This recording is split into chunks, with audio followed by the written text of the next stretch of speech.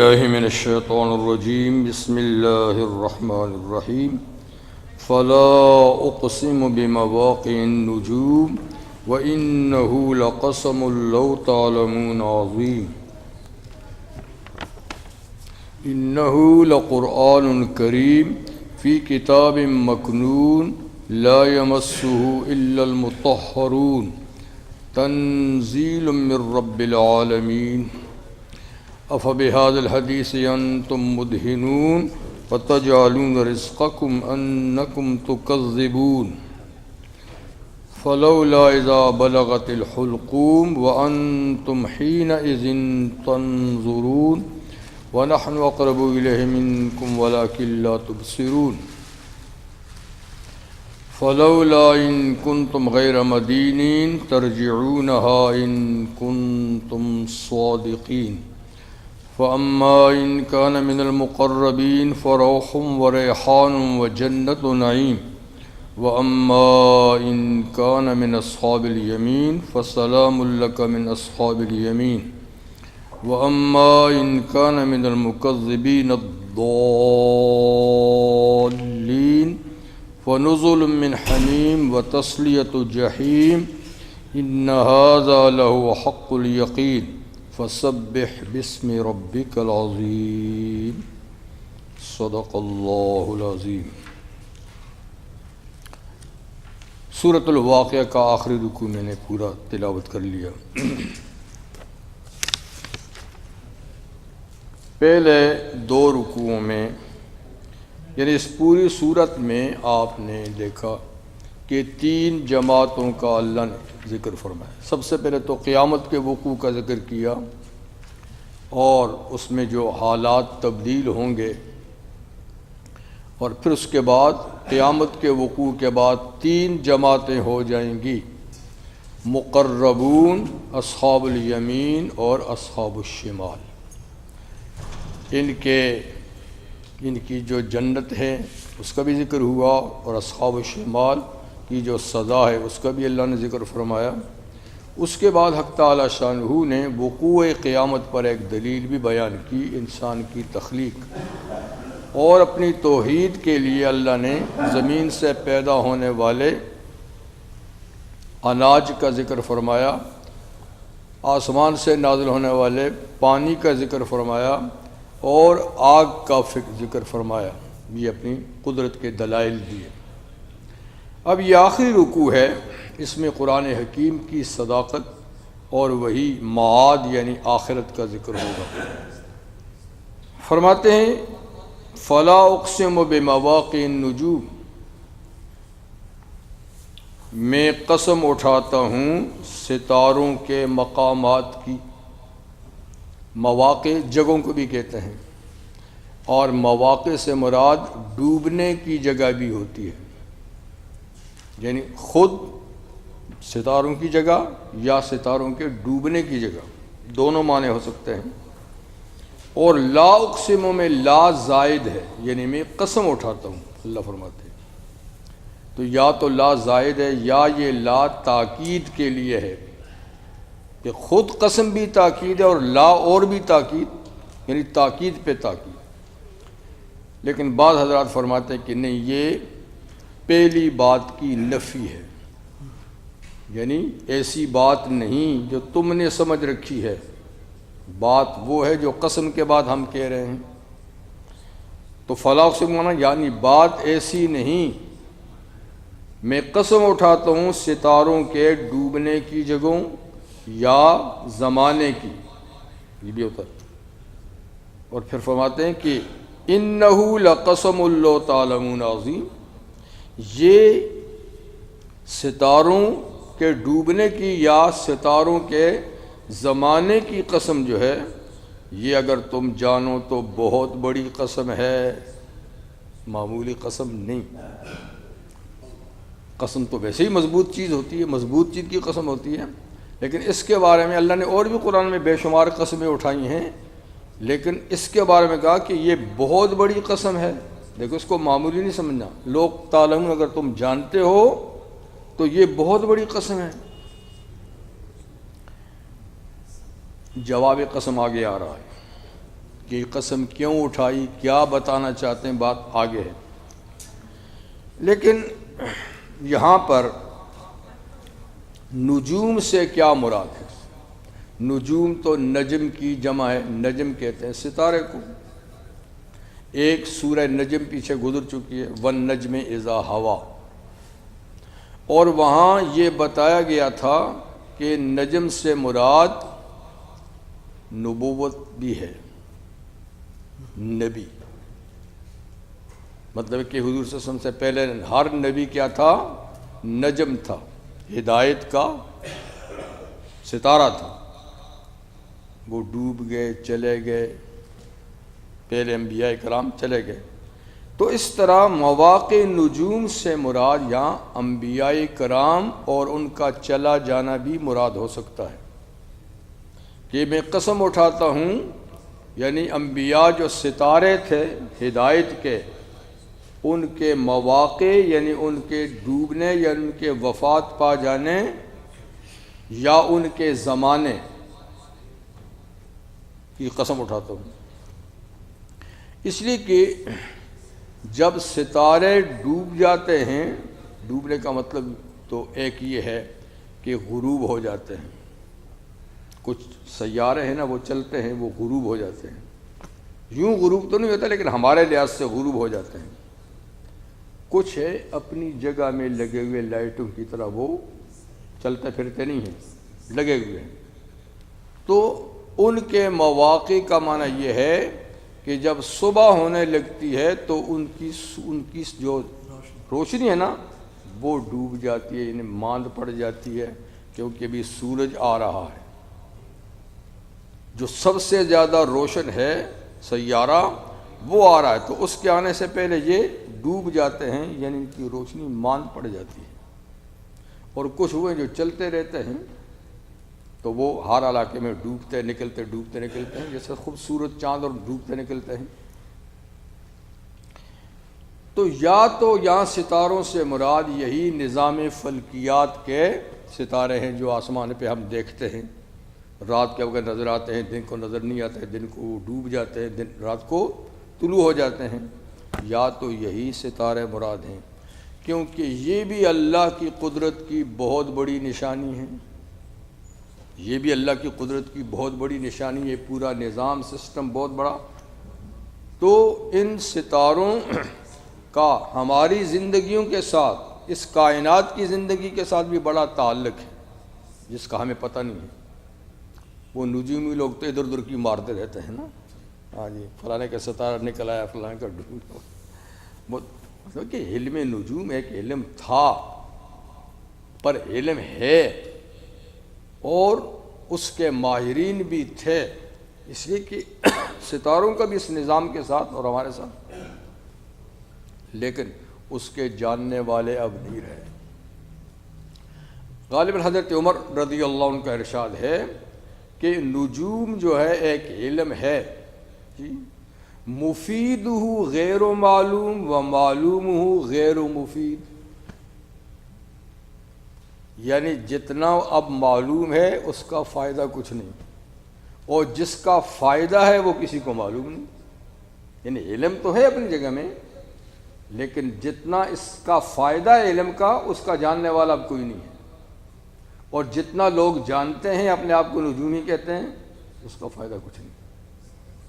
تو اس لیے یہ ہے کہ باقاعدہ اس نظام کے ساتھ ستاروں کا بھی لنک ہے، فائدے ہیں، کوئی نہ کوئی جوڑ ہے جو ہمیں معلوم نہیں ہے۔ اس لیے اللہ فرماتے ہیں کہ یہ بھی میری قدرت کی بہت بڑی نشانی ہے۔ تم تو دیکھتے ہو کہ بھی رات کو نظر آ گیا، دیکھ لیجیے جی بڑا خوبصورت منظر ہے، اور بھی کتنے اس کے فوائد ہیں۔ شاید میں نے پہلے بھی بتایا ہوگا کہ یمن کے لوگ ایک خاص تاریخوں میں ان کو معلوم ہے کہ فلاں ستارہ طلوع ہوتا ہے، تو خاص ستارہ ہے۔ ان راتوں میں کچی کھال جو زیر استعمال ہوتے ہیں، کچی کھال، وہ مکانوں کی چھتوں پر بچھا دیتے ہیں، اور کہتے ہیں کہ جب وہ ستارہ طلوع ہوتا ہے تو ان کھالوں میں خوشبو پیدا ہو جاتی ہے. یعنی یہ ایک فائدہ ان کے تجربے میں آیا ہے. تو کھالوں کو خوبصورت، یعنی خوبصورت نہیں بلکہ خوشبودار بنانے کے لیے وہ ان خاص تاریخوں میں چھتوں پہ پھیلا دیتے ہیں تاکہ اس ستارے سے جو اس کا ایک اثر ہے خاص اس کھال کے اندر پیدا ہو، یہ خوشبودار، اور پھر اس کو نیچے بچھاتا تو کالی نہیں کیے گا. تو نہ معلوم کتنے اور فوائد ہیں ستاروں کے. تو اس لیے اگر یا نجوم سے نظام شمسی کے یہ ستارے مراد ہیں تو یقینی بات ہے کہ یہ بھی بڑے فائدے کی چیزیں. ایک فائدہ تو اللہ خود بتاتے ہیں کہ ہم نے ستارے بنائے، مصابیح کے آسمان کی چھت پہ ہم نے چراغ لگائے ہیں خوبصورت. زینا السماء الدنیا، اس آسمان کو ہم نے خوبصورت بنایا ہے ستاروں کے قمقموں سے. یہ فائدہ تو اللہ نے خود بتا دیا کہ ایک بڑا اچھا منظر پیش کرتے ہیں رات کے وقت جب آسمان صاف ستھرا ہو تو چاند ستارے خوب جگمگاتے ہیں. کسی کی لائٹ تیز ہے، کسی کی کم، کوئی بڑا ہے کوئی چھوٹا ہے، تو ایک عجیب منظر ہے. اور ہمارا رجوما للشیاطین. دوسرا فائدہ یہ ہے کہ شیطانوں کو اوپر جانے سے روکنے کا بھی ذریعہ ہیں. انہی سے شعلہ لے کر فرشتے اوپر جانے والے جو شیطان ہیں، جنات، ان پر پھینکتے ہیں، ان کو بھگاتے ہیں. یہ بھی ایک فائدہ بتایا اللہ تعالیٰ نے، اور نہ معلوم کتنے اور فائدے. ایک مطلب یہ ہے کہ اس سے مراد یہی آسمان کے ستارے ہیں، اور انہی کے غروب اور طلوع کا اللہ تعالیٰ قسم اٹھاتے ہیں، اور اسی کو بڑی قسم کہا. لیکن دوسرا مطلب یہ بھی ہے کہ یہاں مواقع نجوم سے مراد روحانیت کے نجوم ہیں، مادیت کے نجوم نہیں. یہ مادی دنیا کے نجوم نہیں، روحانی دنیا کے نجوم. اس لیے کہ انسان دو چیزوں سے بنا ہے، مادے سے اور روح سے.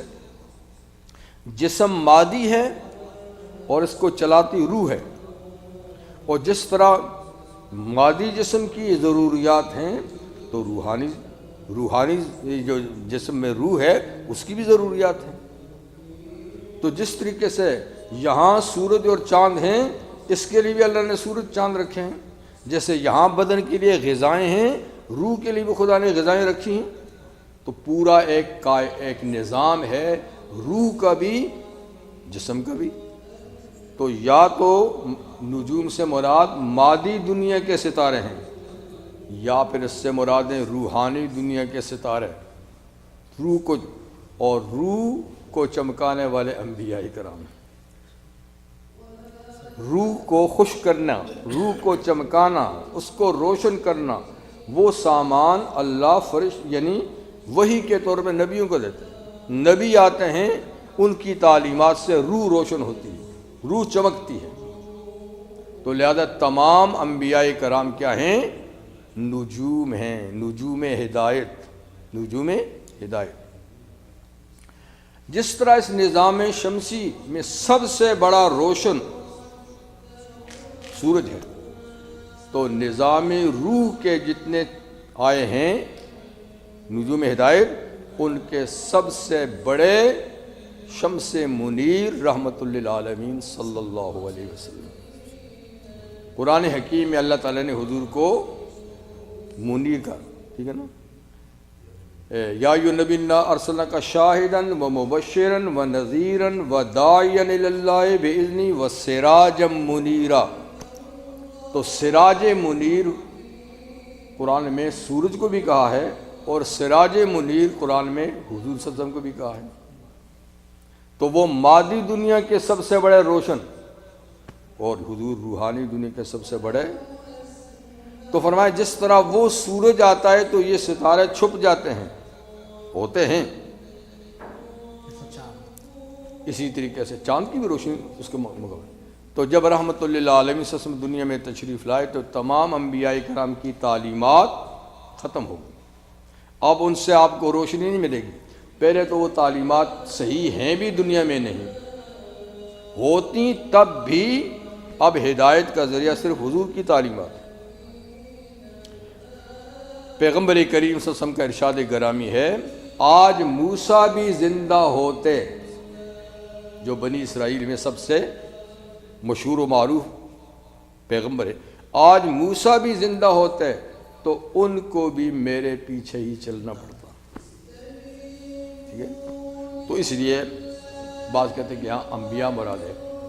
مواقع نجوم کا معنی انبیاء کرام کا دنیا سے چلے جانا، اور یہ بھی بہت بڑی یعنی قسم ہے. اب جواب قسم، انہ لقرآن کریم. جواب قسم یہ ہے کہ یہ جو تمہارے پاس اللہ کی وحی ہے یہ قرآن ہے اور باعزت کتاب ہے. تم یعنی اس کو جادو کی کتاب کہتے ہو، یہ جادو ہے؟ نہیں، یہ قرآن کریم ہے، یہ قرآن کریم ہے، یہ قرآن عزت والا ہے. جی تو تم نے غلط سمجھا اس کو. یہ اللہ کی طرف سے آنے والی وحی ہے، یہ ایک اللہ کی طرف سے زندگی کا پروگرام ہے، دستور ہے، آئین ہے، کنسٹیٹیوشن ہے اللہ کی طرف سے. اس کو سامنے رکھ کے زندگی گزرے گی تو زندگی ہوگی، اور اس کو چھوڑ کر اگر تم ادھر ادھر زندگیاں تلاش کرو گے رستے، وہ سارے رستے ہلاکت کے رستے ہیں. اور فرمایا کہ ہم اس پہ قسم اٹھا کر کہتے ہیں تم غلط سمجھے ہو، یہ قرآن کریم ہے، لانے والا جادوگر نہیں، کتاب جادو کی نہیں، تو غلط سمجھے. قرآن کریم کہاں سے آیا؟ فی کتاب مکنون. یہ قرآن چھپی ہوئی کتاب میں ہے لکھا ہوا. مکنون کہتے ہیں چھپی ہوئی چیز کو، پردوں میں. چھپی ہوئی کتاب میں ہے. چھپی ہوئی کتاب سے مراد ہے لوح محفوظ. یعنی اصل میں یہ کتاب کہاں تھی؟ لوح محفوظ میں. جیسے انہ لقرآن کریم فی کتاب مکنون، دوسرے کا فی لوح محفوظ. قرآن لوح محفوظ یعنی باحفاظت تختی میں لکھا ہوا ہے، مگر وہ تختی ہماری ان چھوٹی موٹی تختیوں کی طرح نہیں، وہ اللہ کی علم کی تختی ہے. اس کی وسعتوں کا ہمیں کوئی پتہ نہیں کتنی وسیع ہے. اس میں تو پوری کائنات میں سب کچھ جو ہو رہا ہے، جو ہونا ہے، سب کچھ لکھا ہوا ہے. تو کہنے کو تو وہ ایک تختی ہے محفوظ، یا کتاب مکنون اس کا نام ہے، لیکن وہ کیسی ہے؟ وہ اللہ کی تختی ہے. جیسے اللہ غیر محدود ہیں، اس کی صفات بھی غیر محدود ہیں. اس تختی میں سب کچھ اللہ نے لکھ ڈالا ہے. تو قرآن بھی وہاں لکھا ہوا ہے، تورات، انجیل، سب کتابیں، بلکہ سب کچھ لکھا ہوا ہے، ساری انسانوں کی تقدیریں، کائنات کی تقدیر. اور پھر اس محفوظ تختی میں جو قرآن کریم لکھا ہوا ہے، اس کی عظمت کو دیکھیے. لا یمسہ الا المطہرون. نہیں چھوتے اس کو، نہیں ہاتھ لگاتے اس کو مگر پاک صاف. اب لا یمسہ میں جو ہو ضمیر ہے یہ کتاب مکنون کی طرف ہے، تو وہاں تو ظاہر بات ہے ہمارے ہاتھ کہاں جائیں گے، اس کو تو فرشتے ہی وہاں سے نقل کرتے ہیں. تو پھر اس کا معنی ہے کہ جو فرشتے لوح محفوظ سے اس کو لکھ کر لائے ہیں وہ پاک صاف، وہ بالکل پاک صاف، با طہارت. فرشتے تو ویسے ہی پاک صاف ہیں، تو وہی اس کو وہاں سے مس کرتے ہیں، لکھتے ہیں، لاتے ہیں. لیکن اگر ہو کی ضمیر کتاب کی طرف ہے، یعنی قرآن کی طرف ہے، لا یمسہ، اس قرآن کو نہیں ہاتھ لگاتے مگر پاک لوگ، پھر ہم لوگ مراد ہیں. اگر اس سے مراد کتاب مکنون پھر فرشتے مراد ہیں. اگر اس سے انہ لقرآن کریم جو ہمارے پاس لکھا ہوا ہے تو اس سے پھر لوگ مراد ہیں. پھر یہ لفظ تو خبر کا ہے کہ نہیں ہاتھ لگاتے، لیکن معنی اس کا حکم ہے کہ مت ہاتھ لگاؤ، مت ہاتھ لگاؤ، نہ ہاتھ لگائیں مگر پاک لوگ اس کو ہاتھ لگائیں۔ تو قرآن حکیم کو ہاتھ لگانے کے لیے طہارت شرط ہے، کیونکہ حضور صلی اللہ علیہ وسلم کا ارشاد بھی ہے، آپ کا ارشاد ہے کہ قرآن مجید کو پاک ہاتھ لگیں، ناپاک بے وضو نجس ہاتھ قرآن کو نہ لگے۔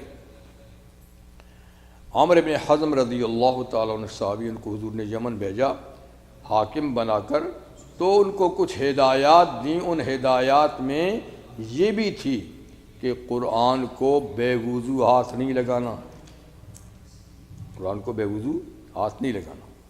تو یہ شرعی مسئلہ ہے کہ قرآن حکیم کو ہاتھ نہ لگائے جائے مگر پاک ہاتھ لگے، چھوئیں نہیں، پاک۔ اچھا، اہل علم یہ بھی کہتے ہیں کہ جو قرآن کے لیے حکم ہے، تورات، انجیل، زبور کا بھی یہ حکم ہے، وہ بھی اللہ کی کلام ہے۔ تو اس لحاظ سے بائبل کو بھی ہاتھ لگاؤ تو پاک، اگرچہ بائبل پوری کی پوری اب اللہ کی کلام نہیں رہی، اس کے اندر لوگوں نے بہت کچھ تبدیلی کر لی ہے، لیکن پھر بھی کچھ نہ کچھ اس میں تو اللہ تعالیٰ کا باتیں بھی تو ہیں نا، ٹوٹلی تو نہیں بدلی نا، یعنی اس میں اللہ کا نام بھی ہے اور اللہ تعالیٰ کی نازل کردہ آیات بھی ہیں، تو اس لیے تقاضا ہے کہ ان کو بھی ہاتھ لگاؤ تو پاک، ٹھیک ہے نا۔ اور یہ عام حکم ہے، کوئی بھی ناپاک ہاتھ قرآن کو نہ چھوئے۔ بعض اہل علم بھی کہتے ہیں کہ جن کتابوں میں آیات قرآنی لکھی ہیں اور بھی تفسیر یا اور بھی چیزیں لکھی ہیں، اس کو بھی بغیر وضو کے ہاتھ مت لگاؤ۔ تو بہرحال صرف قرآن مجید ہے تو یہ سب سے زیادہ اس کو بے وضو ناپاکی کی حالت میں چھونا مکروہ تحریمی ہے، اور باقی کتابوں میں جس میں آیات ہیں ان کا بھی کراہت سے خالی نہیں، لیکن اتنی زیادہ کراہت نہیں جتنی کہ اس کو ہاتھ لگانے کی۔ مولانا اس کا کیا بنے گا؟ یہ فون پہ جو قرآن ہے لوگوں کے، اس کا کیا؟ تو یہی بات تو ہے نا، یہی بات ہے کہ وہاں بھی تو ہے نا، آپ کو نظر نہیں آ رہا اسکرین پہ، جب آپ بٹن دباتے ہیں تو وہ نظر آتے ہیں، حروف ہیں تو صحیح نا، یہ بھی تو نظر آتے ہیں، تو حکم تو وہی ہے کہ مت ہاتھ لگو بغیر وضو کے۔ اس لیے اس میں ڈالنا ہی نہیں چاہیے، کبھی کہاں پڑا ہوتا ہے، کبھی کہاں پڑا ہوتا ہے، کبھی خون چھوتا ہے، تو یہ بے ادبی ہے، ویسے بھی بے ادبی ہے۔ قرآن موٹے لفظوں میں ہو، جتنا بڑا ہوگا اتنا ادب احترام ہوگا، اونچی جگہ میں رکھو گے، کھولو گے، یہ چھوٹے چھوٹے جو چھاپتے ہیں جیبوں میں پڑے، یہ بھی بے ادبی ہے۔ حضرت عمر تو سزا دیتے تھے اس پر، یہ کیا لکھا تم نے، اور ہم نے اس کو تعویذ بنائے ہوئے، پورے قرآن کو ایسا لکھتے چھوٹا چھوٹا کہ وہ موٹے شیشے کے بارے پڑھے ہی نہیں جاتے، اور دیواروں پہ لگاتے ہیں، پڑھ سکتا ہی کوئی نہیں، کہتے یہ تعویذ ہے۔ بھائی قرآن تعویذ نہیں ہے، اللہ کی کتاب ہے، جتنے بڑی جلد ہوگی، جتنا موٹا لکھا ہوگا، جتنے احترام سے اٹھاؤ گے۔ اب تقاضا یہ تھا کہ بغیر وضو کے پڑھنا بھی جائز نہ ہوتا، لیکن سرکار دو عالم صلی اللہ علیہ وسلم نے بغیر وضو کے پڑھا ہے، اس لیے آسانی ہوگی کہ وضو کے بغیر آپ پڑھ سکتے ہیں، ہاتھ نہیں لگا سکتے، ایسا رکھا ہوا ہے، آپ پڑھ سکتے ہیں، ورق نہیں ادھر ادھر کر سکتے، وہ کسی چیز سے کریں یا کوئی دوسرا آدمی کریں، پر دیکھ کے آپ یا یاد سے آپ چلتے پھرتے، اٹھتے بیٹھتے لیٹتے پڑھ سکتے ہیں۔ پھر اس جلد کا بھی وہ حکم ہے جو اس کے ساتھ ملا دی گئی ہے، اس کو بھی آدمی لگا سکتا ہے۔ یہاں تو خیر اب نہیں ہے، لیکن ہمارے ہاں پہلے ہوتا تھا کہ قرآن حکیم پر ایک کپڑا چڑھاتے تھے جو ساتھ سلائی کر دیتے تھے، تو سلا ہوا جو ساتھ کپڑا ہے اس کا حکم بھی جلد کا ہے، لیکن ایک ایسا غلاف بھی ہوتا تھا جو بائر ہوتا ہے، اس میں قرآن رکھ کے اوپر سے باندھتے تھے اور پھر اس کو کھول کے الگ رکھ دیا، تو اس کا حکم یہ ہے کہ اس کو ہاتھ لگا سکتے ہیں، کیونکہ وہ قرآن سے اٹیچ نہیں، الگ ہے۔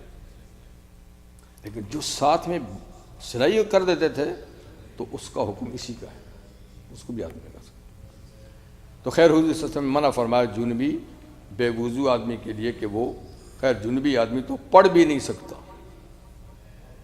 جنابت کی حالت میں غسل کی ضرورت ہے تو پڑھ بھی نہیں سکتے، لیکن جن خواتین نے پڑھانا ہوتا ہے اور وہ کئی دنوں تک وہ پاک نہیں ہوتی، ان کے لیے اجازت ہے کہ وہ ایک ایک حرف کر کے پڑھائیں، پورا جملہ نہیں، پوری آیت نہیں، ایک ایک لفظ، یعنی ایک لفظ پڑھا پھر سٹاپ، پھر دوسرا سٹاپ، پھر تیسرا سٹاپ، تاکہ وہ تعلیم بھی ان کی جاری رہے اور وہ پڑھنے میں بھی نہ سمجھا جائے، ٹھیک ہے نا؟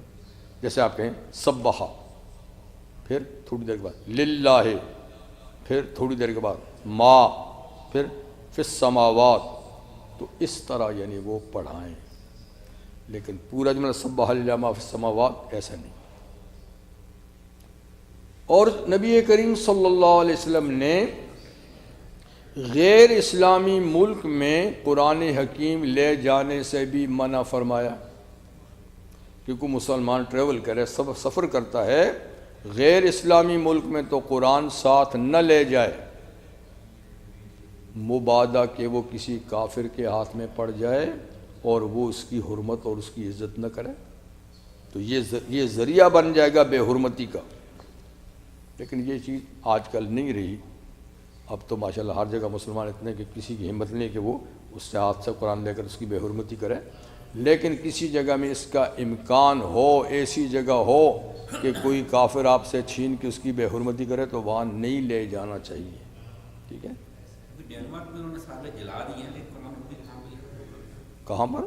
ڈینمارک میں قرآن پاک سارے جلا دیا، یعنی وہ اکا دکا کوئی واقعات تو ہو جاتے ہیں، وہاں کی کیا بات ہے، وہ ہمارے ملک میں بھی تو اس طرح کرتے ہیں، لیکن جی چائنا میں بھی کافی، ہاں بالکل ہوا ہے، بہت کچھ ہوا ہے۔ رشیا نے جب قبضہ کی تھی ہماری ریاستیں، بات پتہ نہیں کیا سے کیا انہوں نے کیا۔ اب آئیے آج کل کی حالات کی بات ہے، بالکل ایک 2 ہفتے پہلے کی بات ہے، وہ چائنا میں اچھا ٹھیک ہے، تو خیر وہ تو لوگ وہاں باقاعدہ رہتے ہیں نا، ان کے لیے تو چارہ کار نہیں کہ وہاں قرآن بھی رکھیں گے، کتابیں بھی رکھیں گے، یہ تو مسافروں کے لیے فرماتے ہیں کہ کوئی آدمی غیر ملک میں سفر کرتا ہے تو ساتھ قرآن نہ لے جائے، اس لیے کہ وہ مسافر ہے، اس لیے وہ دفاع نہیں کر سکے گا، اس سے چھین کے وہ بے حرمتی کریں گے۔ اب جہاں مسلمان رہتے ہی اور پھر بیچارے کمزور ہیں تو وہ تو الگ بات ہے نا، ان کی تو مجبوری ہے۔ جی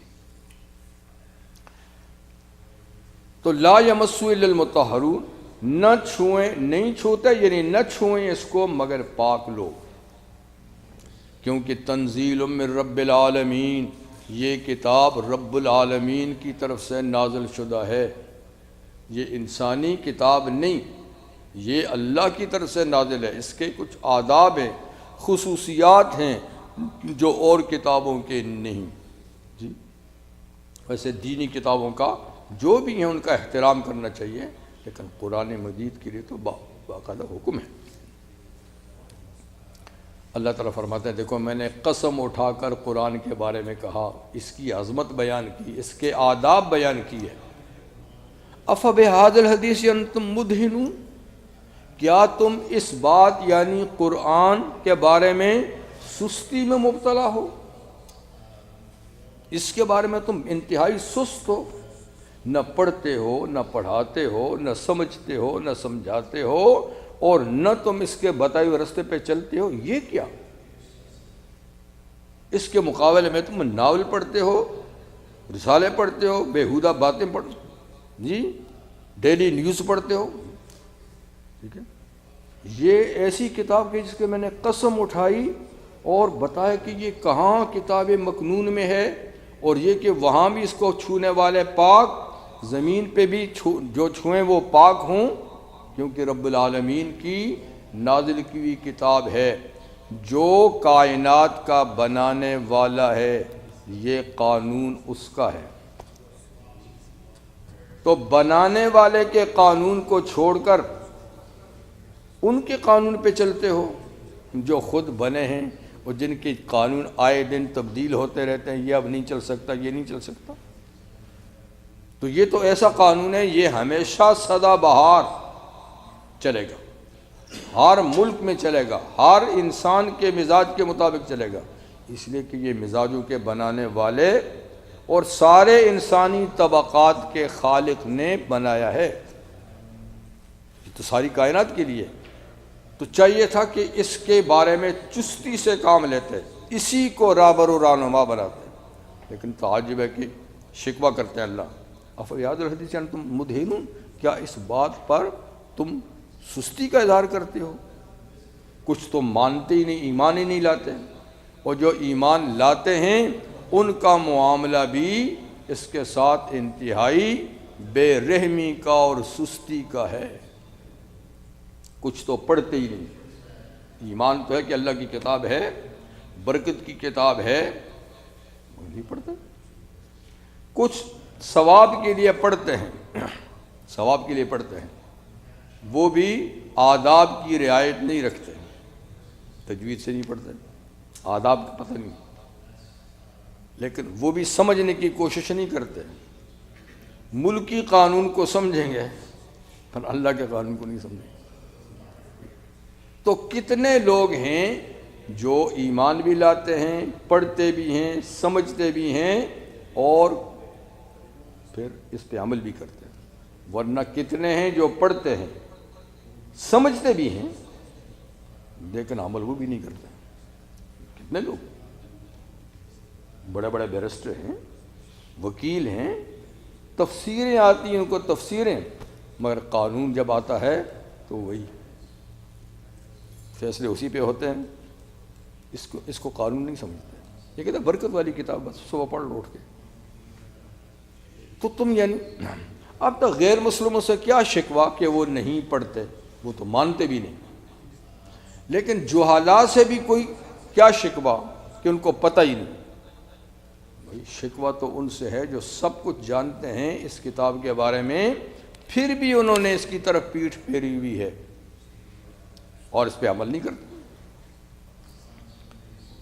تو آج اہل اسلام بھی مداہنت کا شکار ہیں، غیر مسلموں کو تو چھوڑیے، جو خود مسلمان ہیں، کس ملک کے اندر قرآن کا قانون ہے؟ مداہنت ہے، اپنی باتیں بنائیں گے، چلائیں گے، اس کی طرف رجحان نہیں۔ وَتَجْعَلُونَ رِزْقَكُمْ أَنَّكُمْ تُكَذِّبُونَ، اور تم نے اپنی روزی بنا رکھی ہے کہ تم اس کی تکذیب کرو گے، تم نے اس کو اپنا رزق بنا لیا ہے کہ تم اس کو جھٹلاؤ گے، یعنی اتنا سختی سے جھٹلاتے ہو جیسے کہ یہ روزی ہے، اس کے بغیر زندگی نہیں ہوگی۔ تو قرآن کا جھٹلانا کوئی تمہاری روزی بنی ہوئی ہے، تم نے اس کو اپنی روزی بنا رکھا ہے، اس کے بغیر جئیں گے نہیں۔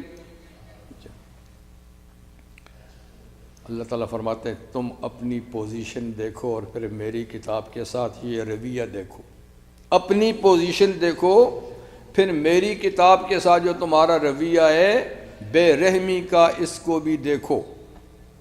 آؤ میں تم کو تمہاری پوزیشن بتاؤں، اپنی کتاب کی پوزیشن تو بتا دی، اب تمہاری پوزیشن تمہیں بتاؤں کہ تم کیا ہو، تمہارے پاس کیا طاقت ہے جو تم میری کتاب کے ساتھ ایسا معاملہ کرتے ہو، تم چیز ہی کیا ہو۔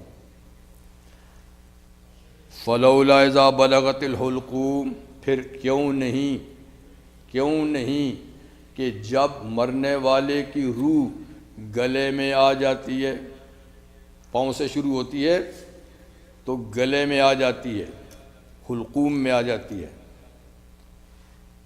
وَأَنْتُمْ حِينَئِذٍ تَنْظُرُونَ، اور اے سب لوگوں بشمول مرنے والے کے، اس کے عزیز و اقارب، بیوی، بچے، دوست، احباب، بہن بھائی، ماں باپ، یہاں تک کہ ڈاکٹر، طبیب، سب جب وہ مرنے لگتا ہے تو تم سارے اس وقت حاضر ہوتے ہو، سب حاضر ہوتے ہو۔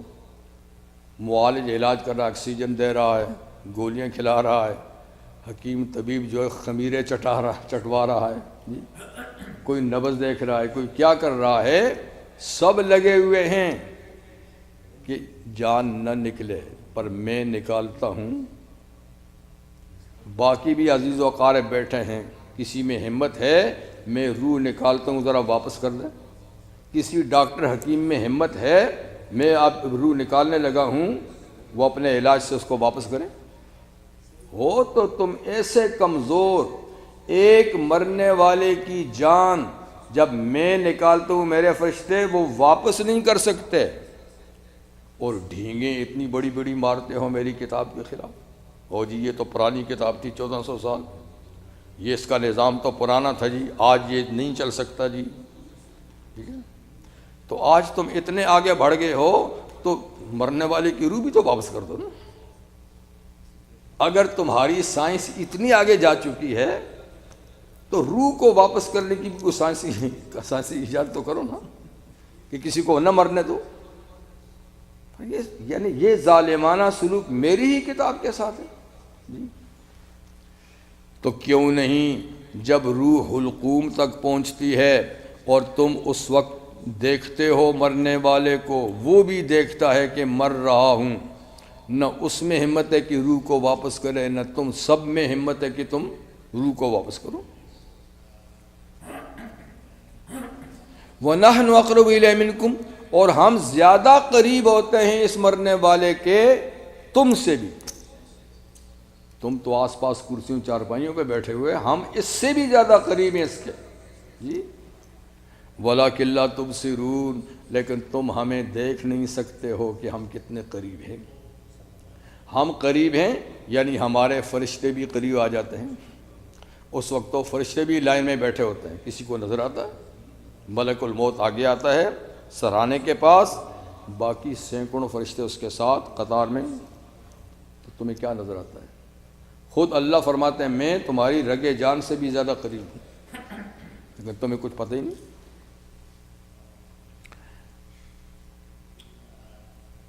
فلولا، پھر کیوں نہیں، ان کنتم غیر مدینین، اگر تم کو تمہارے اعمال کا بدلہ نہیں دیا جائے گا۔ ہم تو کہتے ہیں کہ موت کے بعد اعمال کا بدلہ شروع ہوگا، نیکیوں کا بدلہ بھی ملے گا، بدی کا بھی بدلہ ملے گا، پہلے قبر میں ملے گا، پھر حشر میں ملے گا، پھر جنت دوزخ میں ملے گا۔ لیکن تم کہتے ہو کوئی بدلہ نہیں ہے، مر گئے، مٹ گئے، ختم ہو گئے۔ تو کیوں نہیں، اگر تم غیر مدینین یعنی بدلہ دیے ہوئے نہیں، تمہارے لیے کوئی جزا نہیں، کوئی سزا نہیں، تو پھر کیوں نہیں ترجعونہا، مرنے والے کی روح کو واپس کیوں نہیں کرتے؟ نہ نکلنے دو، اس کو واپس کرو۔ ان کنتم صادقین، اگر تم سچے ہو نا کہ کوئی آگے کچھ نہیں ہے، تو پھر اس کو جانے ہی کیوں دیتے ہو آگے؟ زور لگاؤ، اس کی روح کو واپس کرو۔ لیکن اس وقت تو سارے بے بس ہوتے ہیں، کوئی کچھ نہیں کر سکتے، کوئی کچھ نہیں کر سکتا۔ فَأَمَّا إِنْ كَانَ مِنَ فرمایا بہرحال مرنے والا تمہارے ہاتھ سے چلا جاتا ہے، بہرحال اس کا کوئی علاج نہیں ہے، موت کا کوئی علاج نہیں۔ اب جو مرنے والا مرتا ہے تو فرمایا وہ پھر 3 قسمیں جو ہم نے پہلے بتائی ہیں نا، 3 میں سے ایک ہوگا۔ 3 جماعتیں جو پہلے بتائی ہیں نا، مقربین، اصحاب الیمین، اصحاب الشمال، تو وہ مرنے والا بہرحال مرے گا، لیکن وہ 3 گروپوں میں سے ایک کا ہوگا۔ فَأَمَّا إِنْ كَانَ مِنَ الْمُقَرَّبِينَ، اگر تو وہ مقربین میں سے ہے، اللہ کے قریب ترین بندوں سے ہے، جس نے اپنی زندگی خدا کی مرضی کے مطابق گزاری ہے، اگر ان میں سے ہے تو بتاؤ، میں بتاؤں۔ اللہ فرماتے ہیں کہ وہ کیسا جائے گا آگے، فروح و ریحان و جنت نعیم، اس کے لیے تو موت کے بعد کیا ہے؟ روح کا معنی راحت، آرام، سکون، چین۔ دنیا کی بے چین زندگی تھی، بے آرام زندگی تھی، پریشانیوں کی زندگی تھی، مرنے کے فوراً بعد روح، راحت، آرام، چین، سکھ کی زندگی میں چلا جاتا ہے ایک۔ وہ ریحان، اور پھولوں میں چلا جاتا ہے، جیسے کانٹے سے کوئی نکل کے پھول میں چلا جائے۔ ریحان کا اصل معنی تو پھول ہی ہے، لیکن یہ روزی کے معنی میں بھی استعمال ہوتا ہے، یعنی عمدہ روزی میں چلا جاتا ہے، بے محنت بے مشقت کی روزی میں چلا جاتا ہے، اور اصل معنی اس کا پھول ہے۔ اور پھولوں میں ایک خاص پھول ہے، پتہ نہیں ہماری زبان جو ہے نا پنجابی، ان کو اس میں نیاز بو کہتے ہیں اس کو، پتہ نہیں آپ کچھ فرمائیں گے؟ نیاز بس ایک تو پودا ہی ہے، بہت اس کے اوپر یعنی پھول وول اتنے زیادہ نہیں ہوتے، اس میں خوشبو ہوتی ہے، خوشبودار وہ تو ہمارے پاس اندر بس ہوتا ہے۔ ہوتا ہے نا، بس اس کو ہمارے ہاں نیاز بو کہتے ہیں، ویسے کوئی اور نام بھی ہوگا، تو وہ کوئی زیادہ پھولدار نہیں ہوتا، پودا بھی چھوٹا سا ہوتا ہے، کیا کہتے ہیں؟ وہی نا نیاز بو، ماشاء اللہ، اصل معنی ریحان کا، لیکن پھر اس کے بعد اس کو ہر پھولدار درخت کو پودے کو بھی ریحان کہتے ہیں۔ اس میں رزق سے تشبیہ دیا ہے، جی اس میں یہاں پہ ٹھیک ہے، رزق سے تشبیہ ہے، وہ کچھ بھی ہے نا، کیونکہ پھر اس کا بعد میں اس کا اطلاق جو ہے نا ہر پھول پہ ہے، تو یہ اصل میں پھول کے لیے، لیکن میں نے کہا روزی کے لیے بھی ہے۔ تو روحن مرنے والا اگر مقربین میں سے وہ راحت میں ہے، ریحان عمدہ غذاؤں میں ہے، وہ جنت و نعیم اور نعمتوں سے بھرپور جنت میں ہے، بس یعنی مرنے کے فوراً بعد اس کا یہ اگر مقربین میں ہے تو موت کے بعد یہ ہے۔ باقی تفصیلات پہلے گزر چکی ہیں۔ وَأَمَّا إِنْ كَانَ مِنْ أَصْحَابِ الْيَمِينِ، یہ دوسری پارٹی، یہ بھی کامیاب ہے لیکن مقربین سے دوسرے نمبر پہ ہیں۔ لیکن اگر یہ مرنے والا اصحاب الیمین میں سے جس کو دائیں ہاتھ میں قیامت کے دن نامہ عمل ملے گا، یہ بھی کامیاب ہے لیکن درجہ، تو جب یہ مرتا ہے تو فَسَلَامُ لَكَ مِنْ أَصْحَابِ الْيَمِينِ، اس کو کہا جاتا ہے تجھے سلام ہو، سلامتی ہو، تو اصحاب الیمین میں سے ہے، یعنی بالکل خوف کی ضرورت نہیں، تو سلامتی ہو۔ یہ آپس بھی ملیں گے تو سلام کریں السلام علیکم، فرشتے ملیں گے تو بھی کہیں گے السلام علیکم طبتم، خوش رہو، مبارک ہو تمہیں آنا۔ اللہ کی طرف سے بھی سلام قول من رب الرحیم، رب رحیم کی طرف سے بھی ان کو سلامتی کا پیغام آئے گا، تو یہ بھی یعنی سلامتی میں ہیں۔ اب تیسری پارٹی ناکام۔ وَأَمَّا إِنْ كَانَ مِنَ الْمُكَذِّبِينَ الضَّالِّينَ، لیکن اگر یہ مرنے والا حق کو جھٹلانے والا اور گمراہ ہے، غلط رستے پہ چلا ہے اور حق بات کی بھی تکذیب کرتا رہا ہے، نہیں مانتا رہا، تو یہ جو ہی مرے گا تو کیا ہوگا؟ فَنُزُلٌ مِّنْ حَمِيمٍ، اس کی مہمان نوازی گرم پانی سے ہوگی۔ نزل کہتے ہیں نا، نزل کہتے ہیں مہمان نوازی کو، یہ تحکم ہے، یعنی جس کو ہم اپنے طور پہ مزاق کہتے ہیں۔ اللہ تعالیٰ مزاق نہیں کرتے کسی کے ساتھ، لیکن یہ جملہ ایسا ہی ہے جیسے ہم کسی کو سزا دیں یا ہم کسی کو اس کو کہیں یار آپ کی تو یہی مہمان نوازی ہے، یعنی ہمارے پاس آپ کے لیے اگر کوئی مہمان نوازی ہے وہ بھی صرف یہی ہے۔ تو فرمایا ان کے لیے اس کے سوا اور کوئی چیز ہے ہی نہیں، کیونکہ یہ نئے نئے آئے ہیں تو ان کی مہمان نوازی کے لیے اور کچھ نہیں ہے، گرم پانی ہی ہے جی۔ وَتَصْلِيَةُ جَحِيمٍ، اور جہنم میں داخل ہونا ہی ان کی تواضع ہے، جہنم میں داخل ہونا ہی جی۔ یہ تینوں جماعتوں کا مختصر سا ذکر آخر میں بھی کر دیا، تفصیل سے پہلے ہو گیا جی۔ تو مطلب یہ ہے کہ تم اتنے بے بس ہو اور میرے خلاف، میری کتاب کے خلاف ایڑی چوٹی کا زور لگا رہے ہو، اپنی حالت یہ ہے کہ روح کو واپس نہیں کر سکتے، مرنے والے کی روح کو واپس، کمزور اتنے ہو کہ تم مرنے والے کی جان نہیں بچا سکتے، اور انکار کرتے ہو تو کہتے ہو قیامت نہیں ہے، حساب کتاب نہیں ہے، فلانا نہیں ہے، فلانا نہیں ہے، فلانا نہیں ہے، باتیں اتنی بڑی بڑی کرتے ہو، پوزیشن تمہاری یہ ہے۔ اور پھر فرمایا کہ بہرحال موت برحق ہے، اس سے کوئی انسان بھی انکاری نہیں، کافر ہے، مومن ہے، کسی ملک کا بھی ہے، موت سے انکار کوئی نہیں کرتا کہ یہ ہے۔ موت کے بعد کیا ہے، انکار اس کا ہے۔